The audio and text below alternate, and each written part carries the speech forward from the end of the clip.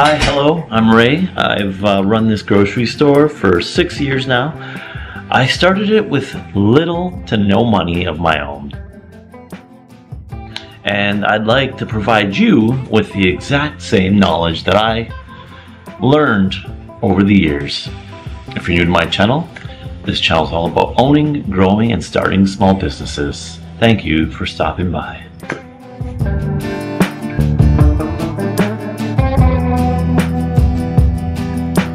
You see, truthfully, there is very few ways to get started into something like business without any money. But when you lack the capital, you need to raise your knowledge, your expertise, and your ability to serve the public. And if you're not willing to do that, you're going to need the money. But in this video, we're focusing more on the knowledge, service, and expertise that you'll be providing to the public once we get to the end of this video. You see, at the end of the day, business is simple. You are 1, identifying a problem, 2, finding a way to solve that problem, and 3, finding a way to get paid for that problem. Now, where it gets complex is when you want to start making money. And that's the beauty of any business, trying to make some money, or getting people to spend money with you instead of someone else. So method number 1 would be starting a service. You've heard this countless of times, but this is the easiest way to get started in business without having any money at all. You're offering your knowledge, your expertise, and your time to start building a business. This effectively will cost you zero, because this is where you come in with not being an expert, just more general knowledge than the people that you are serving or providing your business to, or doing the tasks that they don't want to do. Now, it doesn't take, anything really complicated when you are offering tutoring services or consulting services or social media management to get started. You then will be able to build your craft while being able to bring in some money. Whatever, and I promise you, whatever you are slightly better at than the general public can be turned into a business. If you have some knowledge on coding, you can offer that as a freelance service. If you are well balanced and versed in a language, you can offer that as a tutoring service. If you are an expert in social media, you can go to small businesses and offer to run their social media. And the one thing that people forget to do is you need to build trust with people. Perhaps you'll have to start by offering your service for free for a month, so you build that rapport, relationship, where people begin to know what you're good at and they start spreading the word of your services.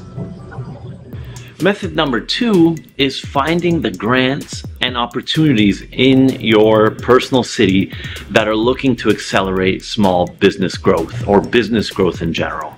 This is something that people do not look into because they don't even know that it exists. So do some research on this. There may be something that you're missing or that has been, offered and no one's taken it, and this is where you come in. I will give you 2 examples of what's being offered currently in my city. There's a business accelerator program for a section in the city that is really run down, that they're trying to build up. If you are willing and able to open your business in this part of the city, the government is covering 1 year of your rent plus a opening incentive. Now, this is a great way to get started in a small business like this, or a small business that doesn't require too much funding to start out. So something like that. I think someone's at the door here. Oh, we are closed every Monday, and after 6 years, people still come to see if we're open. I'm not complaining, that's a good thing, because people are thinking of coming to our store, but it just goes to show you it doesn't really matter what your hours are posted, people will still try to come on off hours, which is fine. I'm not bitter about it, it's just funny. Many organizations, both public and private, offer small business opportunities. Research what fits in your industry, and follow those application guidelines, and you never know, you may be offered that grant to start your business without risking any of your own money. There may be, times where you have to match what they're giving you, and because they want to know you're serious about this business. But many times these grants are provided by cities who are looking to build up areas and want entrepreneurs like you who are willing to put the time, the effort, and take the risk to start growing that area of the city. Method number 3 would be partnering with someone. And this can be someone who's looking to invest in your style of business, a friend or family, which comes with its own complications, but you need someone to put the money up front that believes in your idea. So you want to look for someone who complements your skill sets and is willing to provide the money for you to start. You want to clearly identify each person's roles and responsibilities and come up with a contract agreement that suits both parties. Now, this is the way I've seen many of my small business associates start their businesses, where someone provides the money and they're able to open up their cafe, their dream business, or a convenience store, a grocery store, or they're just able to get the funding from someone else, provide the sweat equity, and they're able to own a portion of the business. Now, if they're providing 100% of the money and you're putting in the sweat equity, you really have to find a balance that works for both of you, where everyone's happy at the end of the day. Number 4 is simply start small. You start your business as a side hustle.